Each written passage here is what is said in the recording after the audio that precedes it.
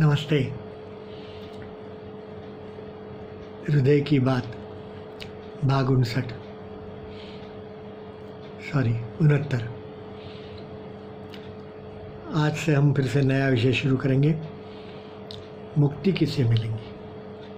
मोक्ष, मृत्यु, मुक्ति।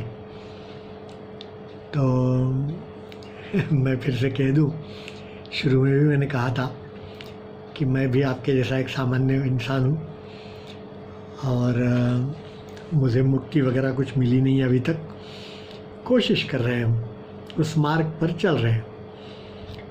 तो ये सारी चीज़ें जो मैं बता रहा हूँ, ये सारी चीज़ें मैंने कहीं पढ़ी है, सुनी है, जानी है और मुझे अच्छी लगी है और मुझे ऐसा लगता है कि हाँ, इसी मार्ग से हम जाएंगे तो मुक्ति ज़रूर मिल जाएगी। इसलिए मैं आपके साथ ये बातें शेयर करना चाहता हूँ, इतना ही है। तो मुक्ति कैसे मिले, किसे मिले, कब मिले, वगैरह वगैरह। तो ये सारे विषय जो है उसके ऊपर थोड़ी थोड़ी बातें हम करेंगे। आध्यात्मिकता कहती है कि हमारा भौतिक तथा आध्यात्मिक ये पहलुओं में संतुलन होना बहुत ज़रूरी है, आवश्यक है। भौतिक जीवन में इतने हम रम नहीं जाना है कि ईश्वर की याद ही न रहे, और ये ठीक भी नहीं है।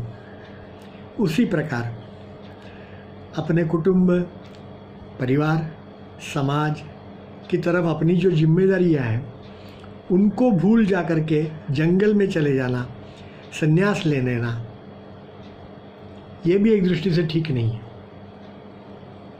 क्योंकि सभी लोग यदि संन्यास ले लेंगे तो ये संसार चलेगा ही नहीं। ईश्वर ने संसार बनाया है, स्त्री पुरुष दोनों अलग अलग बनाए हैं, उसके पीछे कोई कारण है। तो इसलिए सभी को संन्यास लेने की ज़रूरत नहीं है। और संन्यास लेने के बाद भी यदि आपका मन सांसारिक विषयों में व्याप्त है तो फिर उस संन्यास का कोई अर्थ भी नहीं है। इसलिए कबीर जी ने तो एक जगह पे कहा था कि संन्यास भी ठीक है अपनी जगह पे और गृहस्थाश्रम भी अपनी जगह पे ठीक है। आप किस प्रकार से जीते हो वो ज़्यादा महत्व का है। तो पक्षी जैसे दो पंखों से उड़ान भरता है, तो वैसे ही हमारा भी होना चाहिए कि हमारा एक पंख जो है वो भौतिकता है और दूसरा आध्यात्मिकता है।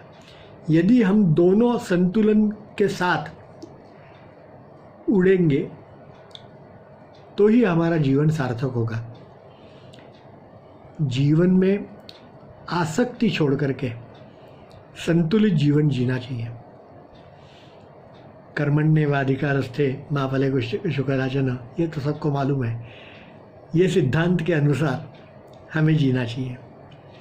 मम माने मेरा, ये भाव जो है वो मृत्यु का है, और न मम ये भाव सनातन ब्रह्म पद प्राप्त कराने वाला है। तो ये जिसको समझ में आ गया उसको मुक्ति मिल जाएगी। धन्यवाद।